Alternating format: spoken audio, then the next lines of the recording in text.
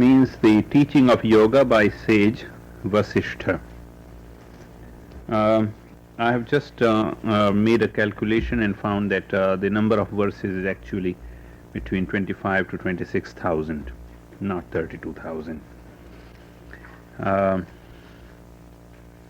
It's quite old, but not as old as the Yoga Sutras of Patanjali. For example, in the 9th century AD, a summary of this text was done in Kashmir in 6,000 verses. I tend to agree with the author of one of the studies here that it may be somewhere around 5th century AD. The date may be about 5th century AD.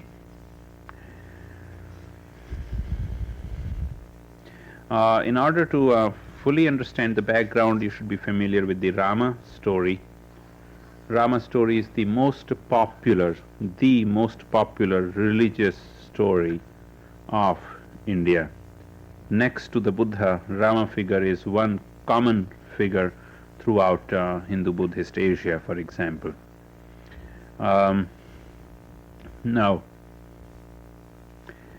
the Yoga Vasishtha is written in a style which is very, very common in the whole Indo-Aryan or Indo-European story literature, story and a moral, except that in this case a moral may last 1,000 verses and the story may last 5 verses. Again, it is also in the style of stories within stories within stories, as familiar in the texts like the Panchatantra.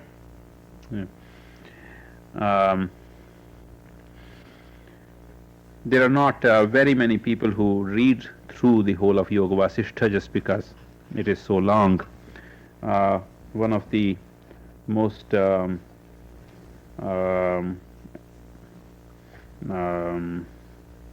recognized scholars of Yoga Vasishtha is a man, Dr. B.L. Atreya, who now has an ashram in Dehradun and was initiated by Swamiji long ago.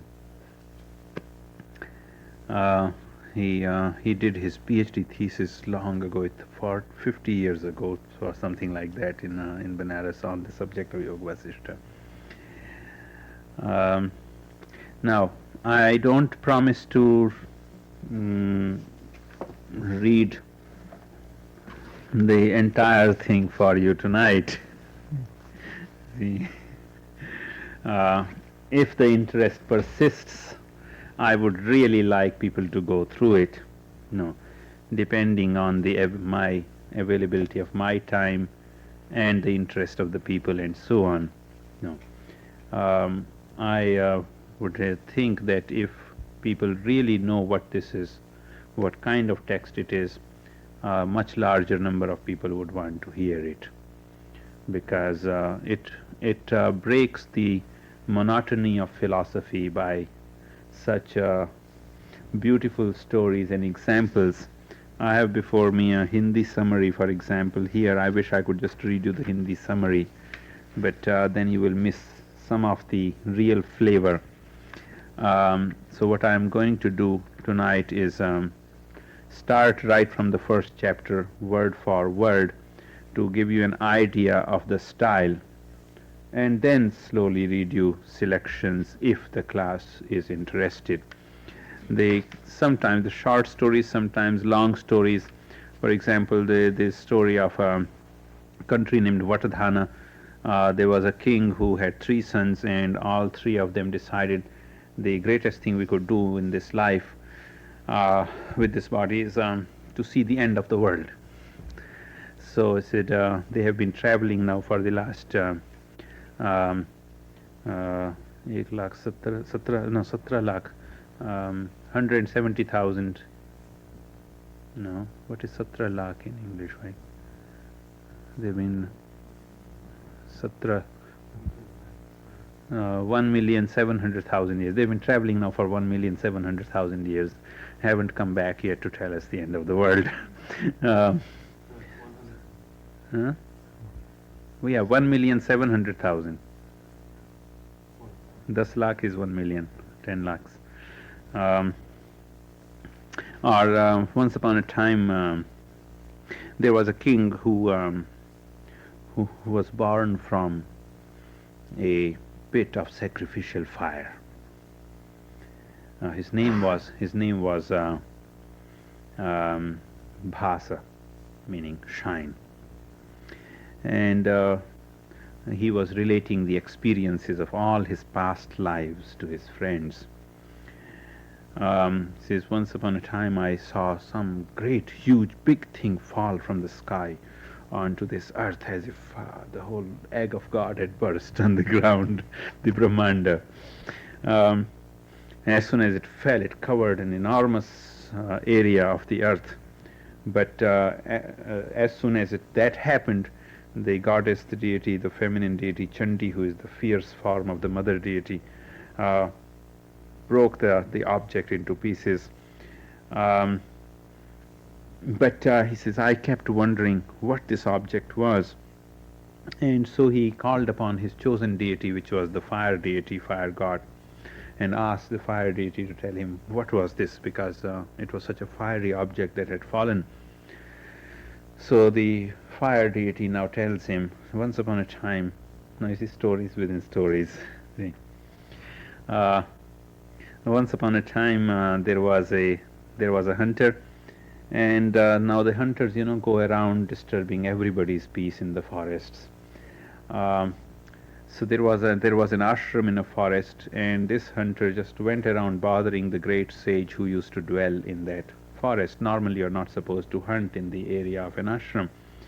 So after a great deal of perseverance and forbearance of many years, the sage got very angry and said, "You just coming infesting this forest, well, infest then and be a mosquito."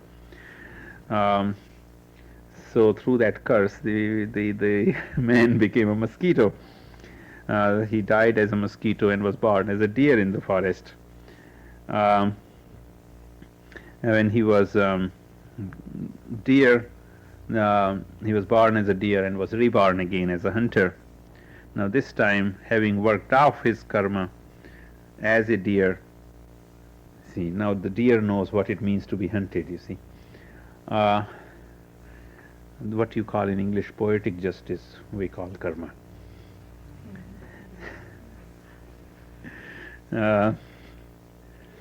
So the deer was now reborn as a hunter again. Now this time he was ready to listen, see, because some of his things had been worked off.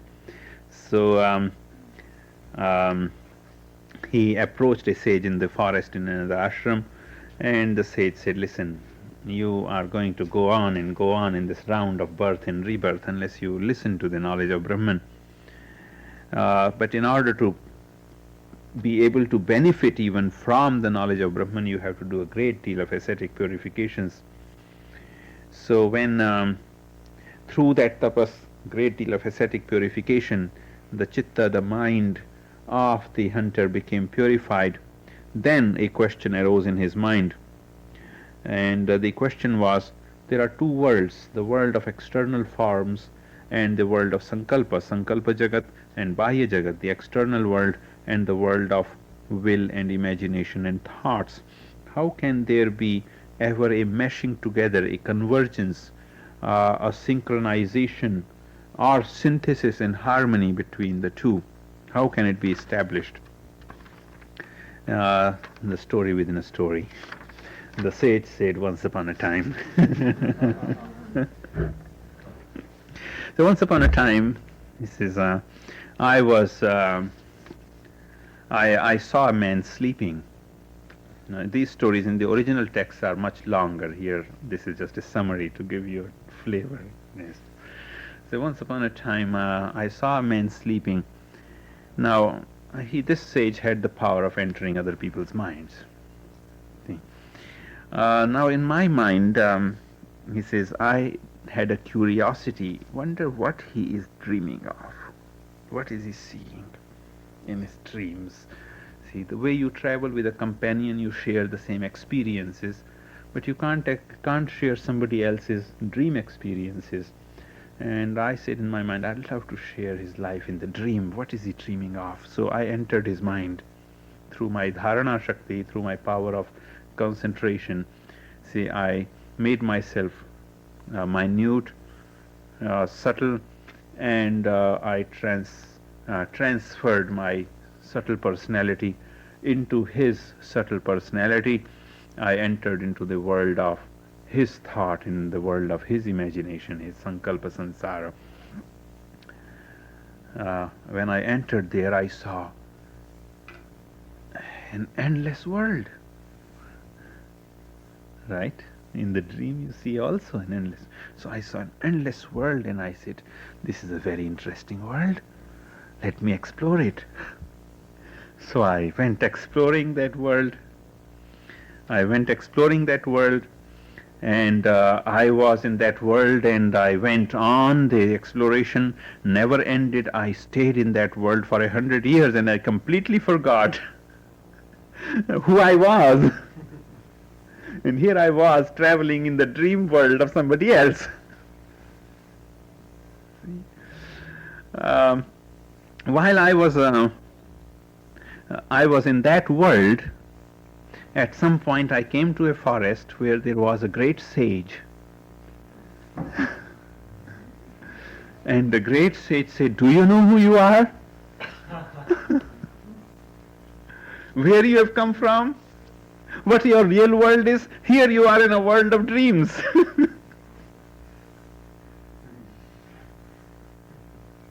See? Then I realized, and I said, I stepped out of the dream world and back to my own personality. Now it was 100 years. Was the man sleeping for 100 years? He said, no. Actually, I had spent only a moment in his mind. But there in the dream world, that moment was 100 years long. See, the hunter didn't understand what the sage was talking about.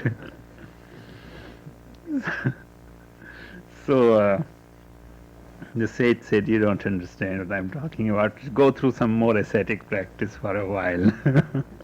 Purify yourself a little more. And then when your chosen deity appears to you and says, 'I shall grant you a boon,' ask them that may your body become as large as this entire universe and encompass the entire universe."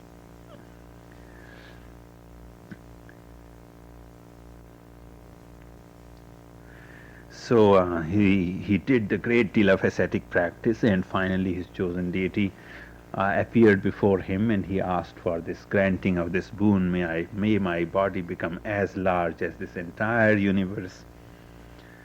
So he got that kind of a body. Now, even that body had to die someday. So when that body died, his life left, that now universe-sized body fell.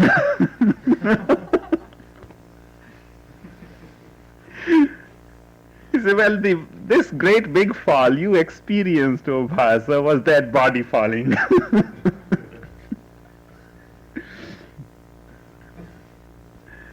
Now this soul is born as a king in another country, and his wise ministers have given him the great teaching of Brahman, and now he is finally liberated. Okay. So you have these kinds of stories, but that doesn't mean that the entire book is that kind of stories. Somewhere in places you get very abstruse philosophy, some very technical details, and so on, and then suddenly a question arises in the disciple's mind, and the teacher says, now to answer that question, a story comes to my mind.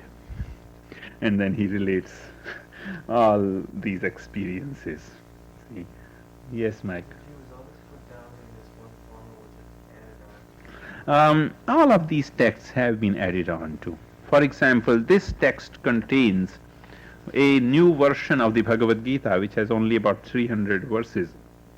Whereas the present Bhagavad Gita you know of is 700 verses. At one time I played with the idea, no, it's not abridged, it's just some ideas are here, some ideas are there. At one time I thought instead of starting from the beginning, I'll read you just that portion of the Bhagavad Gita, because Prakash has an English translation of it, right? Of that Bhagavad Gita portion. I had it from the library. Oh, okay. Oh, yes.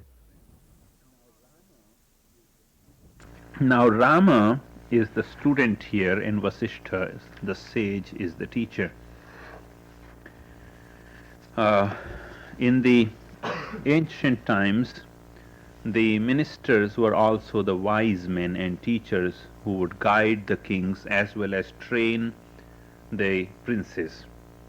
Rama is a prince who is a god incarnate, and the purpose of Rama's actual incarnation is to set an ideal of ordinary human existence, an ideal prince, an ideal husband, an ideal son, and so forth. The normal story of Ramayana does not go into the detail of the philosophy. At a certain point, Rama is sent to the ashram of Vasishtha, which was the custom in those days, that a child would be sent to the ashram of the Guru where he would be taught everything. Now, what his Guru Vasishtha taught to him as a child in the Vedanta philosophy is recorded in the Yoga Vasishtha. The text has been extensively quoted in other philosophical texts, even by Shankaracharya himself. The first chapter is called Vairagya Prakaranam, the chapter on Vairagya, dispassion, that we have been studying in the Bhagavad Gita, in the Yoga Sutras. Shri Yatah Sarvani Bhutani Pratibhanti Sthitani Cha Yatraivopashamam Yanti Tasmai Satyatmane Namaha. I'll just recite a little. Jnata Jnanam Tatha Jneyam Drashta Darshana Drishyabhuhu Karta Hetu Kriyayasmat Tasmai Jnaptyatmane Namaha. Sphuranti Sikarayasmadanandasyambarevanau Sarvesham Jivanam Tasmai Brahmanandatmane Namaha. That from which all beings arise, in whom all beings continue to appear and remain, and into which they go to pacification, into which they subside, to that Satyatman, the self whose form is truth, my homage. You always begin with the homage. That which is the knower as well as the knowledge, as well as the object of knowledge. That which is the observer and the ground of observation as well as the object of observation. He who is the doer, the cause of all doing as well as the process of action. To that Jnapti Atman, whose very being, whose very self is Jnapti, bringing forth of knowledge, my homage. Sphuranti Sikarayasmat Anandasyam Barevanau Sarvesham Jivanam Tasmai Brahmanandatmane Namah. That from whom arise showers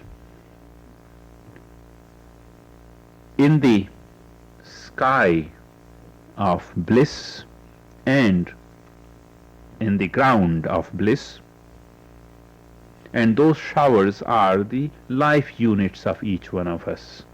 To that Atman, to that self who is Brahmananda, the bliss of Brahman, my homage. Having made three namaskaras, homages, so that the blessing of the divine teacher may come down through grace on those who study, teach, listen to attentively, meditate upon, contemplate, and finally realize the truth of this knowledge. Having done this act of what we call Mangala, he begins to recite the background of the story. Sutikshno brahmana kaschit sanshaya krishtamanasah Agastherashramam gatva munim papracha sadaram. Once upon a time a Brahmin named Sutikshna, his mind drawn to many doubts, went to the ashrama of the sage Agasti and with great respect asked the sage this question.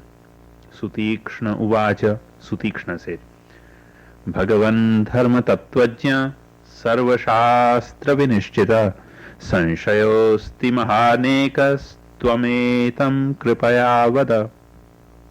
O my blessed Master, you who know the essence of all dharma, all natural laws and duties, you whose mind is completely clear about the meaning of all sciences and scriptures, I have one great doubt. Would you please explain it to me? He says, is the means of liberation action or knowledge? Mokshasya karanam karma jnanam va moksha sadhanam. Is the means of liberation action or is knowledge the means of liberation? Please determine between the two and tell me one. Reminiscent of the Bhagavad Gita in many ways. Reminiscent of many other texts. Agastiruvacha, Agasti said, Ubhabhyam eva pakshabhyam yatha khe pakshinam gatihi tadhaiva jnana karmabhyam jayate paramam padam. Just as the birds in the sky move on both wings, so the supreme essence is reached, the supreme state is reached both by jnana and karma, knowledge and action together. By action alone and by knowledge alone, moksha, liberation, does not come. But by both together, the moksha is attained. Both together are the means of liberation. On this subject, I'll tell you an ancient story. Once upon a time, there was a Brahmin whose name was Karunya, compassion. He had studied all the Vedas, all the books of wisdom. He was the son of a sage named Agniveshya, he had gone across thoroughly all the books of wisdom and all the attendant literature, Vedas and Vedangas. Having studied all these texts, having received all this knowledge from his guru, he returned to his home and stayed home doing nothing, quietly, silently living there and sleeping. Now Agniveshya, the father, seeing his son sitting karma varjitam without any actions, without anything to do, said, this is very bad, my son, this is no way to behave.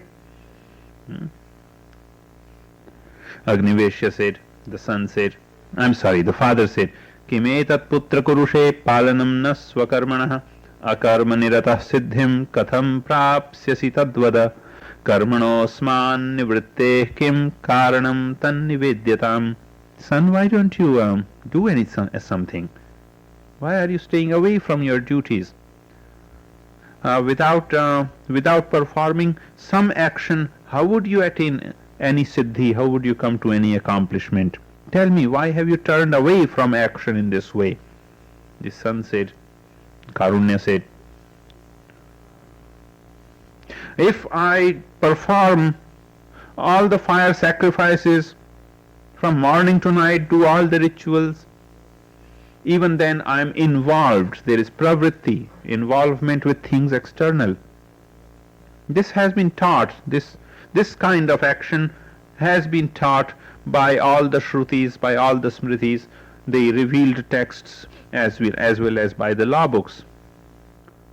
This is pravritti, this is external involvement, all the rituals and all the external worship, so I am not interested in that. Gathering wealth, he says, does not lead to liberation. Ordinary daily actions do not lead to liberation. Giving birth to many children does not lead to liberation. And it is well known that the yatis, the great ascetics, attain liberation tyagamatrena merely by renunciation, and thereby come to amrita. They drink amrita, the drink of immortality. Now, on one hand, the books say you should practice all of these external duties, and on the other, the books say that you should renounce. And I have this doubt, and since I cannot resolve the doubt, I am sitting here doing nothing. So Agasti said, now who is the Agasti? Who is telling the original story now, you see? You will get confused. He said this, he said this. He said in between something else here and somebody else. Then the original man comes in, you see. Proper gossip. The metaphysical gossip. So, hearing this, now having said this, that young boy, Karunya, sat down silent again. Seeing this condition of his son, father said, "Listen, son, I'll tell you a story." Now prepare your mind to hear it and understand it. When I tell you, think about it and understand it properly, then do whatever you want to do. So once upon a time there was a woman named Suruchi. She was the most beautiful one of the Apsaras. Apsaras are celestial maidens in the Indian mythology, from which the Persian word pari comes, from which the English word fairy comes. The Apsaras are the eastern ancestors of the fairy tales, fairies. That's why in Midsummer Night's Dream I've mentioned before, Kalidasa's Shakespeare. You can see where my mind is working. Shakespeare speaks of the fairies' homeland being in India. So this most beautiful one of the Apsaras was one day sitting on a peak of the Himalayas, which was covered with peacocks, surrounded with peacocks, a place where kinnaras and kinnaris, the beautiful men and women of this particular race, enjoy love affairs with each other. At that time, sitting there, she heard a thunderous roar, as if there was a flood in the sky, and saw a messenger of the god Indra, who is the king of the deities, king of gods, passing in the sky, see, in his chariot. Seeing him, this beautiful woman, the most beautiful one of the Apsaras, Suruchi, said to him, "O messenger of the gods, from where are you going today?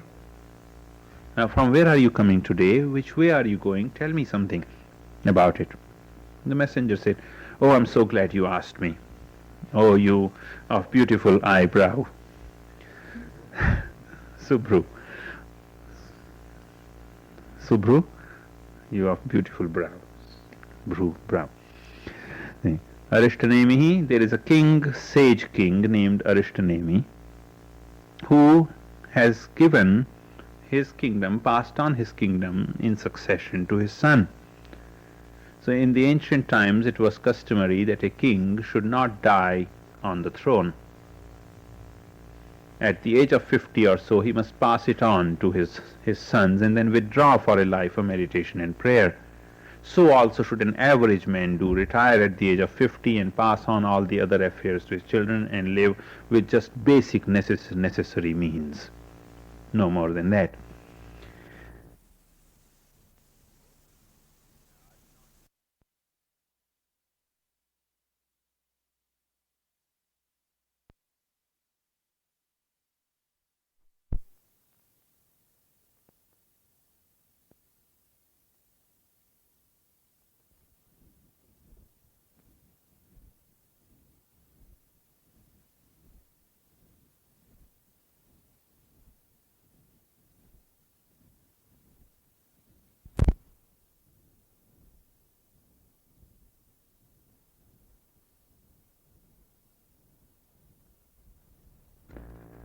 So in the ancient times it was customary that a king should not die on the throne.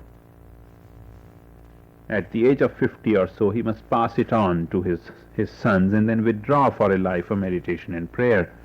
So also should an average man do, retire at the age of 50 and pass on all the other affairs to his children and live with just basic necessary means. No more than that. Now, this King Arishtnemi, now not being drawn, not being attracted to the things of the world, Vitaraga, Dharmatma, his spirit filled with righteousness, with dharma, he went out of his city to a forest to do his tapas, to his ascetic practice. That king now is performing his tapas, performing his ascetic practices on a mountain named Gandhamadana down south in India. I had something to do there with him. Having done it, I am now returning and going back to my master Indra in heaven to report to him everything about the matter. Gantasmi parshve shakrasya tam vrittantam niveditam. Apsaras, the fairy, the beautiful woman Suruchi, says, Vrittantah ko bhavat tatra kathayasva mama prabho prashtukama vinitasmi nodvegam kartumarhasi. What was this now? Tell me. What is this going on there? I'd really like to know. Please, begging you out of curiosity, please don't keep me too much in suspense. Devduta, the messenger of the god, said, Okay, lady Bhadre, good lady, I'll tell you the whole thing from beginning to end.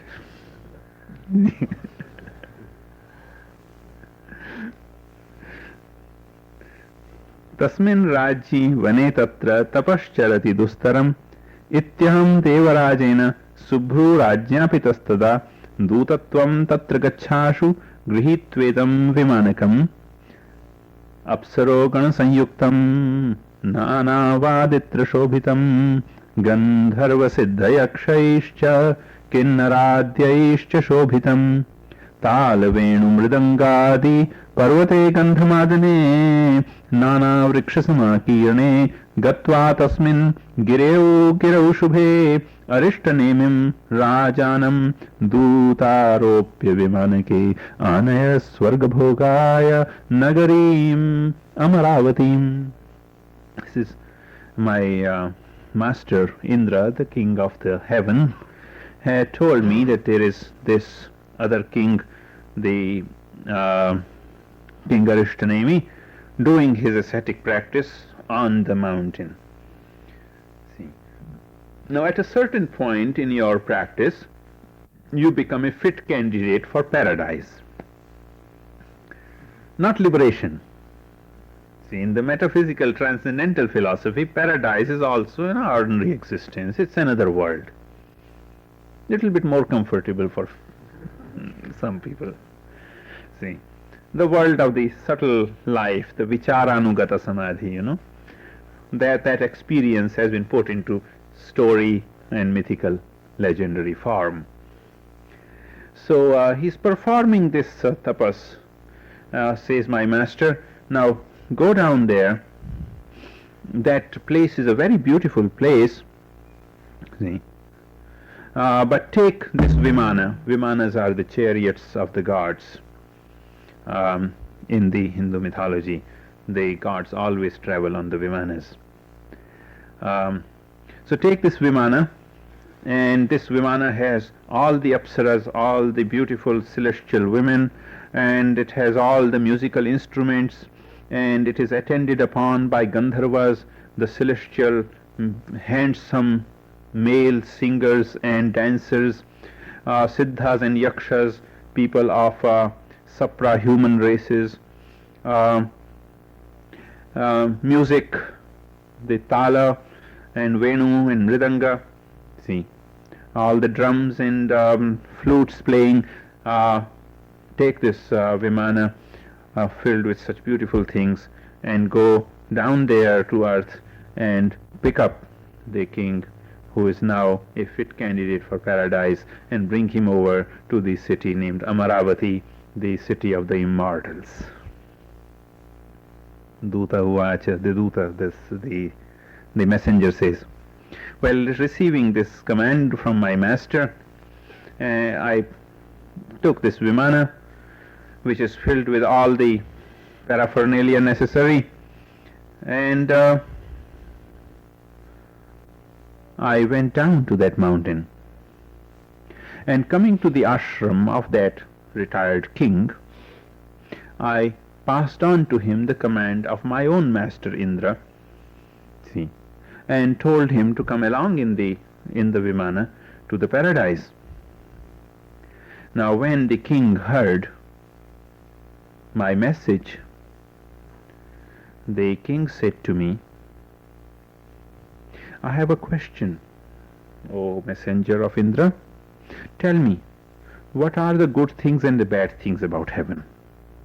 Guna doshascha tatra swarge vad mamagratah jnatva sthitim tu tatratyam karishyeham yatharuchi. I would like to know the exact condition of that place. Then I will decide what pleases me, whether or not to come along with you. So the messenger says, I told him that what you have gathered of punya, of good meritorious deeds in your life, because of those you enjoy beautiful things in heaven. And since when you have very great merit, you attain even the higher status and higher enjoyment in heaven. If you have had just a middling kind of good deeds, meritorious deeds, the sum total isn't all that great and mighty, you have a middle heaven. And if your merits are not very great, a little bit there, kanishtena punyena, lower category, you travel coach class.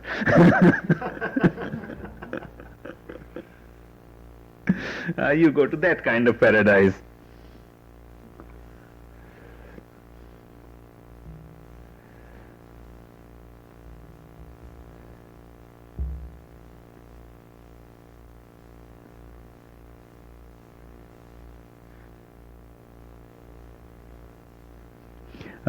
परोत्कर्षा सहिष्णुत्वं स्पर्धा चैव समैश्चतैः कनिष्ठेषु च सन्तोषो यावत् पुण्यक्षयो भवेत् क्षीणे पुण्ये विशन्त्येनं मर्त्यलोकं च मानवाः इत्यादि गुणदोषाश्च स्वर्गे राजन्नवस्थिताः इति श्रुत्वा वचो भद्रे स राजा प्रत्यभाषत.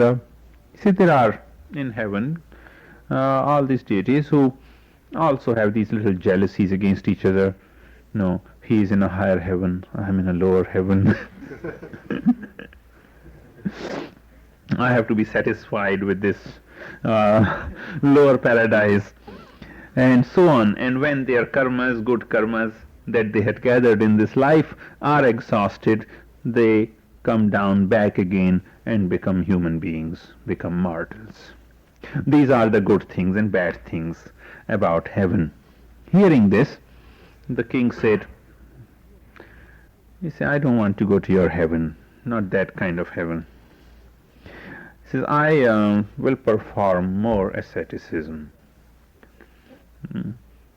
And then I will give up this body, this impure, unclean body, the way a snake takes off its old skin.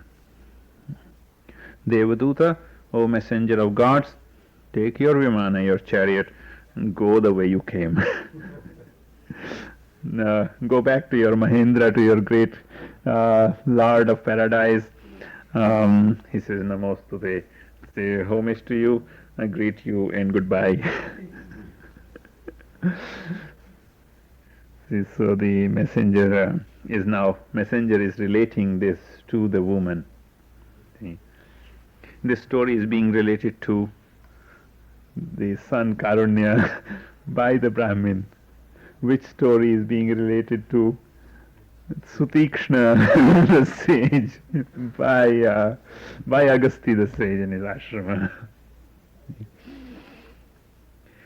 Um, so, thus being told by the king, I am now going to report this matter to my Lord Shakra, Indra. No, he says, I'm sorry. He says, this happened and I went and reported it to him. And hearing this, he said, Mahadashcharyatangata. He said, Lord of the paradise was greatly amazed. See, because everybody wants to go to heaven, and here is this man, we have sent him sent him transportation and a chauffeur, and he doesn't want to come. See, so Indra said, the king of the paradise says to me, messenger, go down again.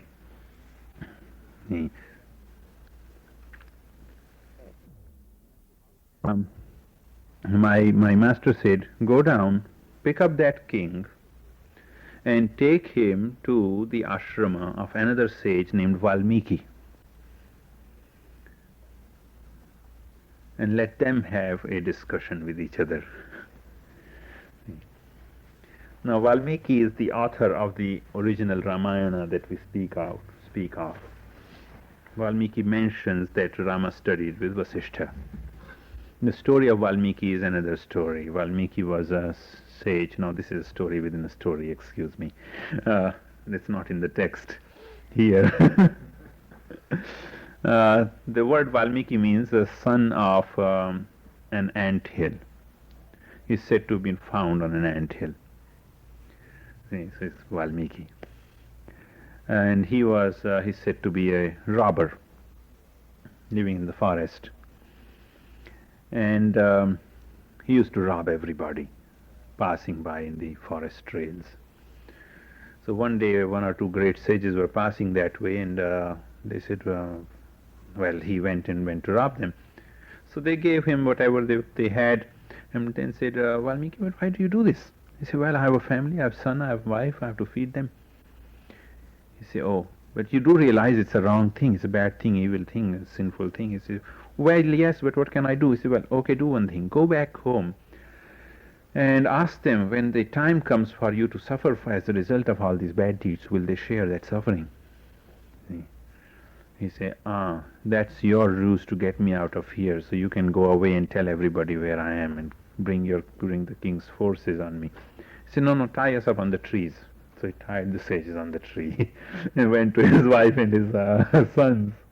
And he said to the wife, well, there are two strange people there, and they have asked me to ask you this question. I have no doubt that you will share whatever comes to me naturally, but I just want to confirm it with you. He said, what do you mean confirm with me? It's your duty to feed us. I'm not going to suffer for that. And he came back. He says, oh, this was terrible. It was shock, you see. So then the sages taught him how to gave him a mantra, Rama mantra. And there's a little detail of the story, but I'll leave that out. And so he became the author of Ramayana, the greatest poetic work on the life of Rama, the incarnate God. So here now the Indra says to the messenger, pick up that king who is doing the ascetic practice on Gandhamadana peak, and take him to the ashram of Valmiki, who knows the tattva, who knows the essence and truth. See, and tell the sage Valmiki. See, please, it is my message, O sage Valmiki, that this king here, see, does not want to come to heaven. He wants final liberation. Please kindly teach him on my behalf. Pardon? Recommendation. Yes, I recommend him to you. I've tested him.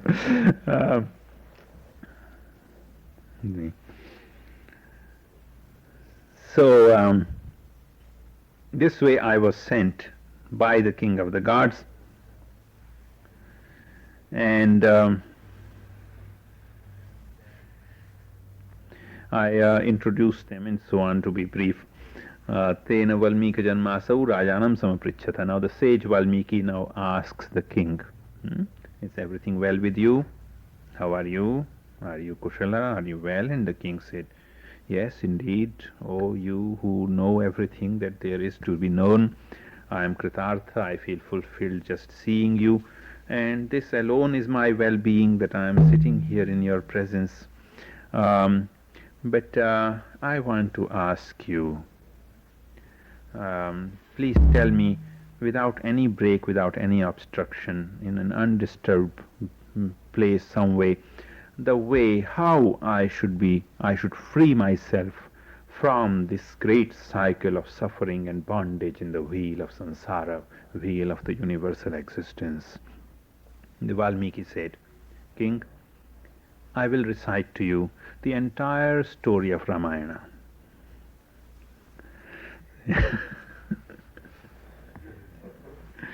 I'll recite to you the entire story of Ramayana, akhanditam, without break, hearing which you will make your own decisions and you will become a Jivan Mukta. Now, Jivan Mukta is a person who is living in a body but is liberated.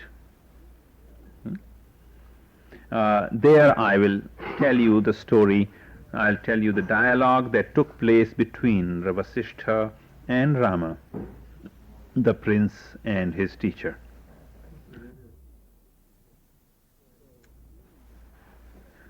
So, hearing this story of the means of liberation, you will know your own truth, your true nature, and thereby you will be liberated. So the king asked, Ko Rama kidrisha kasya baddho va mukta eva va etanme nishchitam bruhi jnanam tattvavidam vara. Who is this Rama? What kind of a man is he? Is he bound or is he liberated? Tell me, O you who are the best among the knowers of the true essence. Valmiki said, and this is slight differentiation on the story. See, this is Lord Vishnu, the preserver himself, having taken the garb of a king through the excuse of by the excuse of a curse, appearing as if he had no knowledge, as if he had only limited knowledge, came into the human form. See? Because if he is God incarnate, he needs no guru. And if Rama is God incarnate, why should he have a guru coming and teaching him? See, so that in order to bring out the teaching, he pretends to have a limited knowledge. See? And so he brings out the knowledge. Raja, the king, said, tell me the story about this curse now, curse placed on God, who is Chit and Ananda, the supreme consciousness and supreme bliss, whose very form is consciousness, Chaitanya Vigraha. Say, tell me, who placed a curse on God? See? The Valmiki said, Sanat Kumaro Nishkama Avasad Brahma Sadmani Vaikunthad Agato Vishnu Trailokyadhipati Prabhu. Once upon a time there was a sage named Sanat Kumara. Now, there are 4 brothers in the Hindu mythology: Sanaka, Sanandana, Sanatana, and Sanat Kumara, or some say Sanat Sujata. Sanak, Sanandan, Sanatan, and Sanat Kumara. They have a blessing that they are fully realized eternal beings, but they appear only in the form of 5-year-old children, all 4 of them. Everywhere they go, they are 5-year-old children, but giving the greatest of wisdom. They are very, very attractive figure, wise children.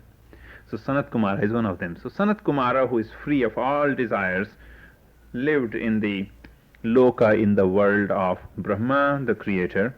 At that time, Vishnu, the preserver, the lord of the three worlds, came from his own world to from Vaikuntha, and having been given proper honors that a guest deserves by Brahma himself, and those who live in the Satyaloka, in the world of truth, see,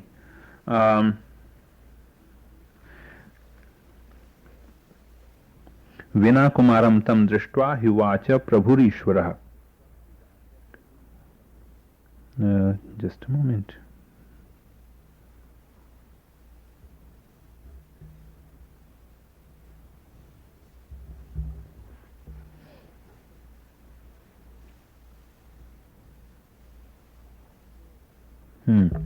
Yes, so he was given the honor by all the residents of the Satyaloka except by Sanat Kumara. Everybody went forth to honor Vishnu, Lord the Preserver, but Sanat Kumara did not go. So Vishnu, Lord the Preserver, said, Sanat Kumara, you have become very proud of yourself because you have no desire, so you have this pride in you. Therefore, I am cursing you with a desire. And you will now be born Kamartha, full of passionate desires, on the earth below there, named by the name Sharajanma. So Sanat Kumara said, you place curse on me, Vishnu, I'll place curse on you.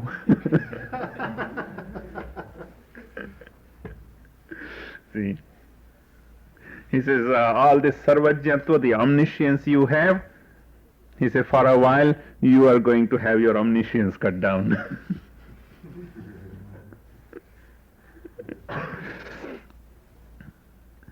And similarly, there are other similar series of curses placed on God. Now you know, God makes you suffer. Sometime maybe you can make God suffer. You don't know. It's a sort of very personal relationship with God. You can interpret it in whatever way you want to. Bhrigur bharyam hatam drishtva hyuvacha krodhamurchita Vishnu tavapi bharyaya viyogo hi bhavishyati. Once upon a time there was a sage named Bhrigu, and his wife died, and Bhrigu said, God, you killed my wife, you are going to know. You don't know what it is like to have a separation from wife. You are going to know. My curse. See? So in this kind of several curses, now he has to be born. Vishnu has to incarnate on earth and go through some suffering.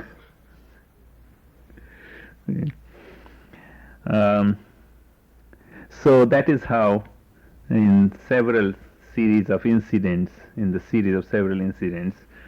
Lord himself has been cursed and brought down to earth. This is one version. There are other versions of the story of incarnation. In the Valmiki's Ramayana, the version is that the earth was suffering under the burden of the sins committed by wrongs committed by some very unscrupulous beings like Ravana, went forth with her prayers and said, Lord, please incarnate and save me. Very similar to Milton's Paradise Lost story. The second canto of the first Prakarana, first series begins.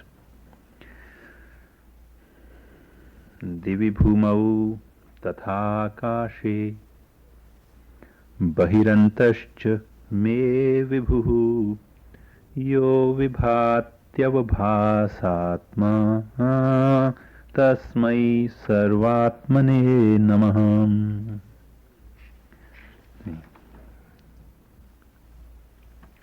He who dwells in heaven, in earth, in the sky in between, inside me and outside me, that all-pervading one, who shines in all these forms, whose very nature is appearance, shine in the immanent form in the universe. My homage to that self who is all.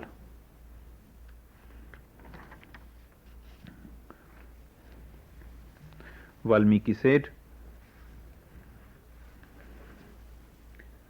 before I teach, I have to see whether you have the adhikara to learn.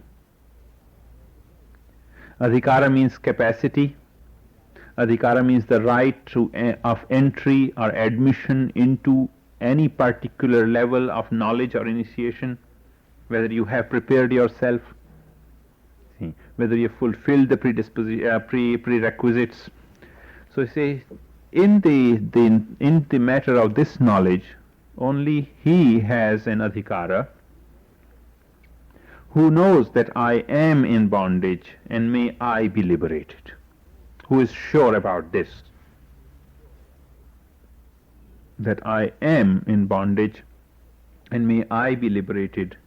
A person who has come to this conclusion, who is na atyantam ajyah na utajyah, who has neither attained the perfection of knowledge, who has neither attained the perfection of knowledge, nor who is completely ignorant. See, a completely ignorant will not understand, and one who has the complete knowledge has no need of this knowledge. Such a person is ready to hear this knowledge. See, hearing all these means taught in the stories and learning from them the means of liberation.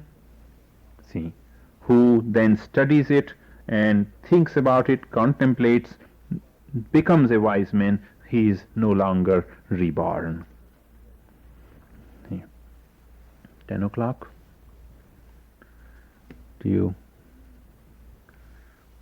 What do you want to do with this?